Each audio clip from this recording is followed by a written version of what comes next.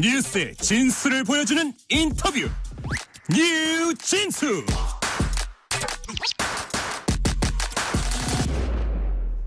윤석열 대통령이 헌법재판소의 탄핵 심판과 수사기관의 내란 혐의 수사를 앞두고 수사기관과 힘겨루기를 벌이고 있습니다. 윤 대통령 측은 수사 주체나 영장 발부 적법성 등을 문제 삼고 있는데 이 와중에 탄핵 찬성 시위대와 탄핵 반대 시위대가 서로 극단으로 갈려서 충돌 우려까지 낳고 있습니다. 국민의힘 유승민 전 의원 모시고 탄핵 정국 핵심 현안들 짚어보겠습니다. 유승민 의원님 어서 오세요. 예, 유승민입니다. 자, 시간 내주셔서 감사합니다. 예, 오랜만에 왔습니다. 예. 자, 윤 대통령이 지난해 12월 3일 비상계엄 선포한 이후에 국회 탄핵 소추안 가결, 헌법재판소의 탄핵 심판 절차 개시 그리고 내란 혐의 수사, 여기에 이제 체포영장 집행 시도 등 여러 가지 막 복잡한 사안들이 남마처럼 얽혀서 한 달 이상 전국 혼란이 계속되고 있습니다. 이 기간에 윤석열 대통령의 행보를 유승민 의원님께서 어떻게 평가하십니까? 12월 3일 비상계엄 그게 뭐 헌법을 위배한 거고요. 실패한 내란이었고 그렇기 때문에 이 모든 사태의 원죄는 윤석열 대통령한테 있습니다. 그걸 뭐 누가 부정할 수 있겠습니까? 다만 이런 사태가 일어났으면 그 이후에 정리하고 수습하고 해결하는 이런 것들이 여야 정당은 물론이고 헌법재판소든 경찰이든 검찰이든 각자가 헌법과 법률에 따라 딱 주어진 그 원칙과 절차에 따라서 정말 질서 있게 해결이 돼야 되는데 지금 나라가 돌아가는 모습을 보면 한 달 넘는 기간 동안 해결은커녕 오히려 더 혼란해지고 있고 이게 양 진영의 무슨 극단적인 진영 대결. 처음에 문제가 된 게 헌법을 위배한 계엄과 내란 시도 이거였는데 그거는 지금 어디 간지 없고 양 진영의 극단적인 대결 또 그거를 민주당이든 국민의힘이든 그걸 오히려 윤석열 대통령이든 그걸 자꾸 부추기는 그런 형태로 가고 있어서 아주 잘못됐다고 보시는 거예요? 저는 정말 하루하루가 무슨 금방 깨질 것 같은 얼음 위를 걸어가고 있는 것 같은 아마 많은 국민들께서 그러실 거예요.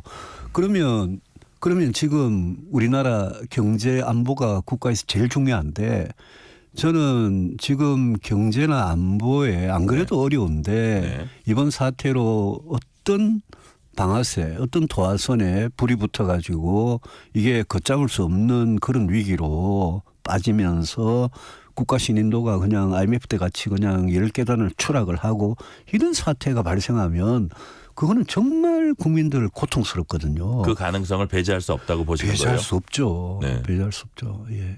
굉장히 위험한 상황이라고 봅니다. 국가 신인도 추락까지 배제할 수 없는 매우 위험한 상황이라고 이제 말씀하셨고 지금 유승민 의원님 말씀 들어보니까 역시 결자 해지는 기본적으로 대통령이 해야 하는데 여야 양당이나 어떤 그 각 중요한 기관들이 이 갈등을 해결하기는커녕 그 반대 방향으로 나가고 있어서 매우 위험스럽다. 그런 말씀이시죠? 여야는 굉장히 정치적인 목적을 가지고 지금 덤비는 그런 분명히 보이고요.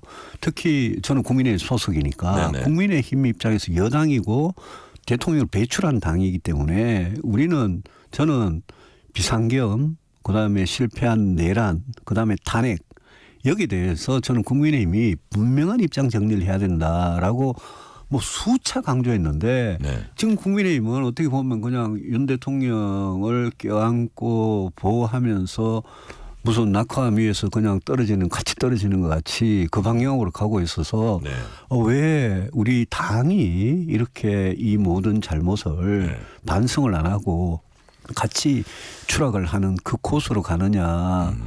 그게 문제의식이 굉장히 크고요.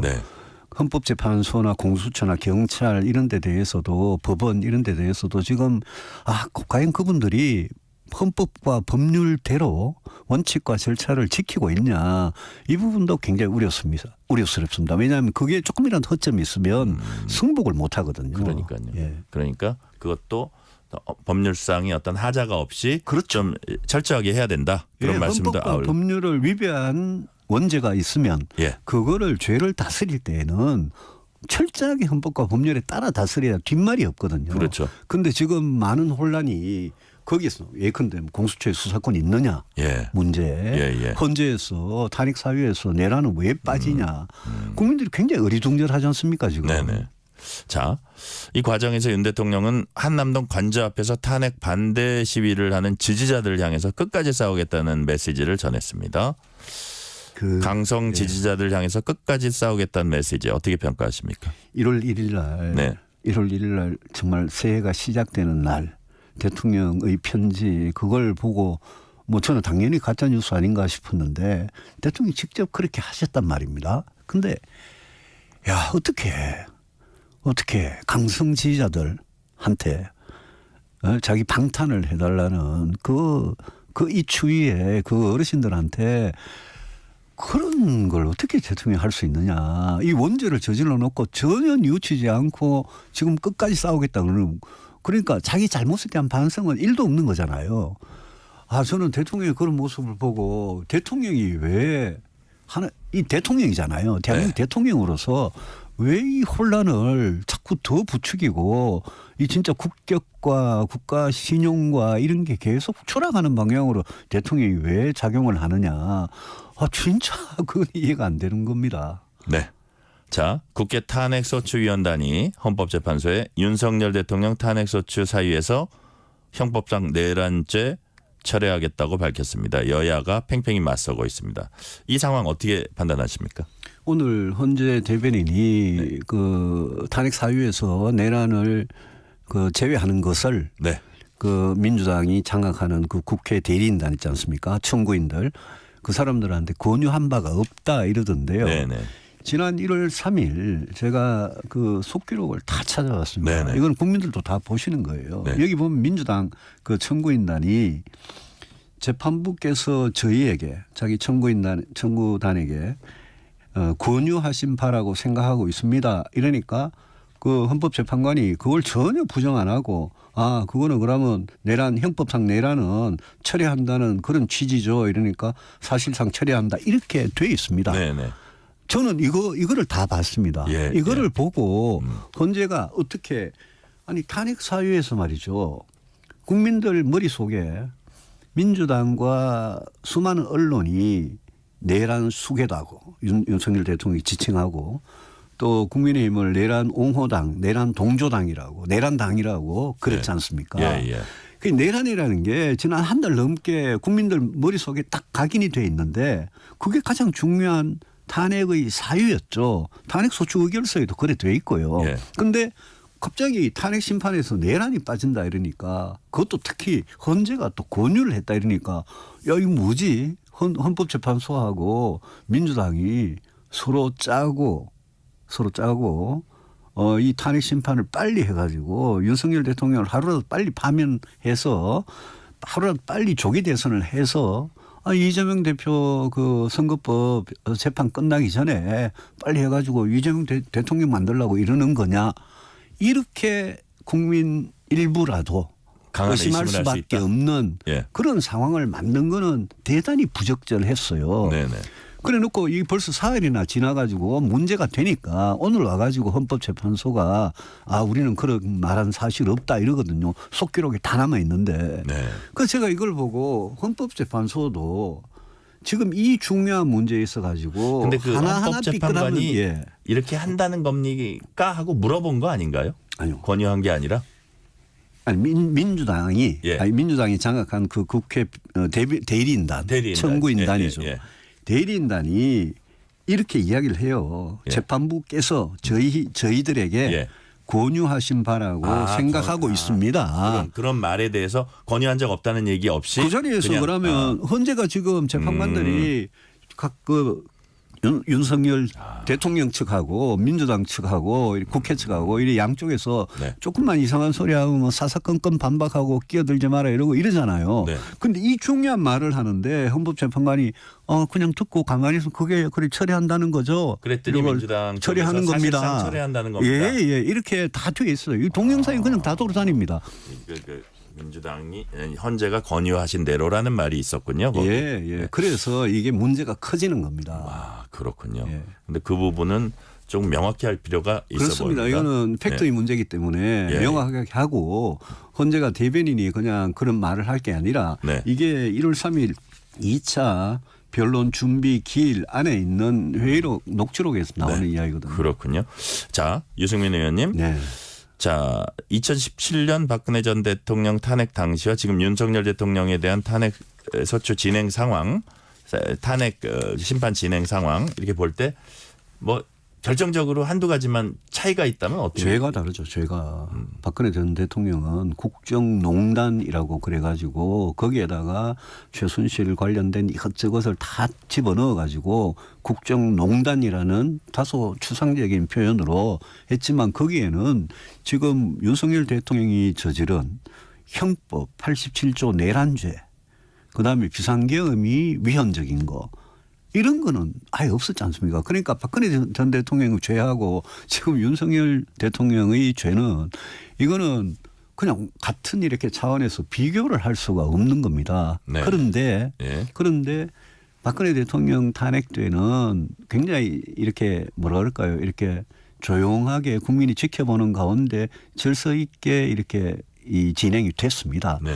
그런데 지금은 헌재가 탄핵 심판을 본격적으로 시작도 하기 전에 지금 온 나라가 그냥 두동강이 나는 거 난리가 있고 그 가장 큰 책임은 물론 공수처나 경찰이 법과 원칙을 조금 이렇게 허점에 있는 것도 문제지만 대통령께서 자신 출두를 하고 조사를 받고 수사든 탄핵이든 본인 말씀대로 당당하게 임했으면 이런 일이 안 생기잖아요. 그게 참 진짜 문제 같아요. 네. 자, 윤 대통령 행보를 둘러싸고 이제 보수 진영도 내용에 휩싸였고 뭐 그러니까 보수와 진보 간의 갈등은 말할 것도 없고요. 자, 앞서서 국민의힘 한동훈 대표 체제가 붕괴되면서 한 대표가 물러났습니다. 이 탄핵 전국 와중에. 자, 한동훈 대표가 물러나게 된 이유는 뭐라고 보신? 다시 말해서 한동훈 전 대표의 사퇴 과정에서 보여진 모습들 어떻게 평가하십니까?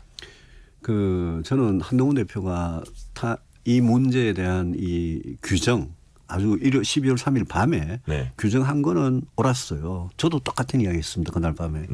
그런데 그 이후에 12월 3일부터 12월 14일까지 당이 이 문제에 대해서 당 대표면 당이 이 문제에 대해서 어떻게 앞으로 대처해야 된다라는 거를 맨날 며칠이 걸리더라도 이거 이게 잘못한 거다 윤 대통령이. 그럼 당은 이럴 때 어느 방 길로 가야 되느냐를 가지고 뭔가 이렇게 당의 이렇게 공감대 이런 거를 형성을 했어야 되는데 본인이 탄핵 문제에 대해서 오락가락하면서 그걸 못했어요.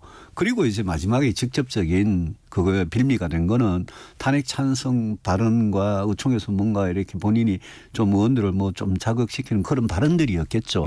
그래가지고 뭐 친윤계가 중심이 된 지금 당을 장악하고 있는 사람이 그냥 하루아침에 쫓아내 버린 거죠.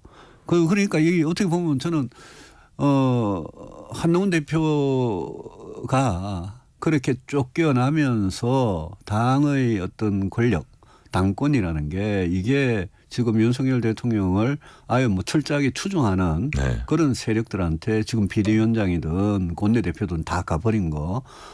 그거는 앞으로 우리 당이 언제까지 이 길로 제가 보기에는 죽는 길로 가는 길인데 우리 당이 보수가 언제까지 이 길로 가는 거냐라는 심각한 현실적인 문제가 되고 그 점만 생각하면 너무나 좀 참 심각한 문제다라는 생각이 듭니다. 지금 말씀하신 거 조금 구체적으로 여쭤볼게요. 지금 권영세 비대위원장이 이제 헌법재판관 임명이나 강제 수사 방식들 강력히 비판하며 대통령실과 이제 비슷한 목소리 내고 있고 오늘 보니까 국민의힘 의원 40명이 체포영장 재집행 시도를 저지한다는 이런 명분으로 한남동 대통령 관저 앞에 모여서 공수처 수사 불법성이라든지 이런 것들의 목소리를 높였습니다. 참 윤상현 의원이나 김민전 의원 같은 분들은 탄핵 반대 집회에 참여해서 단상위에서 마이크도 잡았고요. 자, 여당 의원들의 이런 움직임 보수에게 약입니까 독입니까? 먼저 말씀을 드릴 거는 수사권이 법에 없는 공수처가 검찰과 경찰로부터 이 사건을 이첩을 받아가지고 공수처가 이걸 수사한 거는 윤석열 대통령 쪽에다가 빌미를 준 거는 맞아요. 그러니까 그 수사를 가지고 이제 청구돼 가지고 나온 영장 네. 가지고 이제 체포를 하러 간 거니까 예, 예. 이제 그런 점에서 저는 당이 절차적인 문제 제기를 할 수 있다고는 생각을 합니다. 네. 다만 정치를 하는 사람들이라면 오늘 40명이 한남동 관저 앞에 가가지고 몸으로 맞겠다고 한 그거를 국민들께서 어떻게 보십니까? 특히 어느 쪽도 아닌 어느 극단적인 진영에 속하지 않은 다수의 국민들께서 국민의힘 국회의원들은 이번 사태에 대해서 도대체 이 어떻게 생각하길래 저렇게 그 앞에 뭐 집회를 하는 어떤 목사님의 그 집회 거기에 가서 동조를 하고 엎드려 절을 하면서 잘못했다 그러고 우리가 맞겠다 그러고 아니 지금 우리 국민의힘 의원들은 대통령이 저지른 이 큰 중죄 원죄에 대해서는 아무 생각이 없는 거냐. 국민의 눈에 그래 비치면 그거는 저는 제가 아까 걱정했듯이 보수당이 보수 정치 전체가 네. 도대체 어디로 가느냐. 우리는 그러면 이걸 끝까지 계엄과 이 내란을 끝까지 우리가 진짜 비호해가지고 대통령이 다시 그 대통령 자리로 다시 돌아오는 게 그게 국가를 위해서 옳은 거라고 지금 생각하고 저러냐. 예를 이런 들어서 의문이 제기되는 대통령을 거죠. 지킬 것이냐 아니면 특정한 시점에 결별할 것이냐 이거에 아주 큰 화두가 있는 거잖아요. 그럼요. 그래서 그 전부터 예. 어느 길로 갈 거냐 그 전부터 진작 정했어야 되는데 지금은 국민의 눈에 예. 보시기에는 국민의힘 다수는 윤석열 대통령을 끝까지 지키는 쪽으로 가는구나 이렇게 비칠 거 아닙니까? 네. 오늘 장면도 그런 장면 아닙니까? 이래가지고 보수 정치가 소멸, 괴멸 이 위기를 진짜 벗어날 수 있다고 생각하느냐. 그 사람들 다 정치하는 사람들이고 그런데 그렇게 생각이 없느냐. 그런 걱정이 드는 거죠. 네. 이 방향은 완전히 틀린 방향이다 보시는 거네요. 저는 그렇게 봅니다. 저는 네. 처음부터 네. 그렇게 주장을 했고 권영수 비대위원장 될 때도 비대위원장으로 가장 먼저 할 일이 갈 길을 정하는 거다. 우리 당이. 네네. 그렇게 생각을 했죠. 자, 홍준표 대구시장은 한동훈 전 대표에 대해서 막 정말 엄청나게 비난하면서 윤 대통령은 많이 옹호를 해왔거든요. 근데 윤 대통령을 용병에 빗대서 한국 보수 진영이 탄핵된 게 아니다. 일종의 손절 아니냐 관측도 나오는데 이런 주장은 어떻게 보세요? 제가 그분에 대해서 어지간한 말을 하기 싫어하는데요. 그분은 지난 3년 가까운 세월 동안 윤석열 대통령 앞에서 코를 받고 아부하던 사람이고 본인이 뭐 윤석열 대통령한테 굉장한 어드바이스를 하는 것 같이 이야기를 해왔던 사람 아닙니까? 그러면 본인도 이 사태가 윤석열 정부가 이렇게 실패로 오기까지 네. 상당한 책임도 있는 거예요. 그런데 이제 윤석열 대통령이 뭐 도저히 이렇게 가망이 없다 이런 판단이 드니까 저러는 거죠. 그리고 저분은 뭐 말이 하도 자주 바뀌고 말마다 이렇게 앞뒤가 전혀 안 맞는 모순투성이라서 예컨대 이런 겁니다. 탄핵에 대해서는 반대하면서 조기에 대해서는 본인이 제일 먼저 준비하고 있잖아요. 네. 그게 앞뒤가 하나도 안 맞는 거죠. 자, 더 이상은 말씀드리기 싫습니다. 네네. 홍준표 시장에 대한 말씀 그 정도 듣고요. 윤 대통령 탄핵 심판 결과에 따라서 지금 말씀하신 조기 대선이 뭐 치러질 수도 있습니다. 국민의힘은 이런 주장을 하고 있습니다. 민주당이 이재명 대통령 만들기 위해서 탄핵 정국의 가속도는 그렇게 막 불어넣는 반면에 사법 리스크 지우기 차원에서 어떤 자신의 재판에 대해서는 속도를 안 내고 이래저래 늦추고 있다. 자, 그렇다면 이 두 가지 재판을 같은 맥락에서 볼 수 있는지 야당 대표 재판도 빨리 진행하는 게 맞다고 보십니까? 그 윤석열 대통령이 지은 죄와 네. 또 이재명 대표가 지은 죄의 무게나 이런 건 다르죠. 뭐 한 사람은 중범이고 한 사람은 잡범이니까 다른데 근데 헌법재판소가 진짜 국가의 안정을 위해서 나라의 안정을 위해서 네. 헌법재판소의 심판을 빨리 신속하게 정확하게 절차에 따라서 하는 거는 저는 맞다고 봅니다. 네. 다만 뭐 예컨대 탄핵 사유에서 내란을 빼라든지 이런 오해받을 짓은 정말 하면 안 된다라는 점을 말씀드리고 싶고 이거는 이재명 대표 재판은 법원에서 하는 거잖아요. 네. 대법원장도 강조했듯이 선거법 같은 경우는 633 원칙을 지켜라 이거 아닙니까?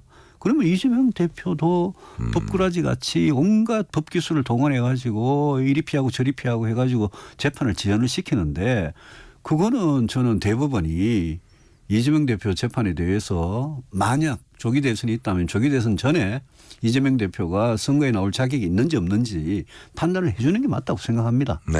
오늘 또 이재명 대표가 그 최상목 권한대행을 네. 또 마치 탄핵을 할 것 같이 뭐 겁박을 하고 이러던데 이재명 대표 지금 어떻게 보면 빨리 헌재에서는 탄핵 심판에서 윤석열 대통령 파면하고 빨리 조기 대선 치르면 자기 모든 사법 리스크 다 벗어나고 자기가 대통령 될 것 같이 이미 된 것 같이 착각을 하고 있는 것 같은데 민주당이 한 번씩 지금 권한대행을 겁박하고 이런 거 보면 제가 보기엔 굉장히 오만해요. 네.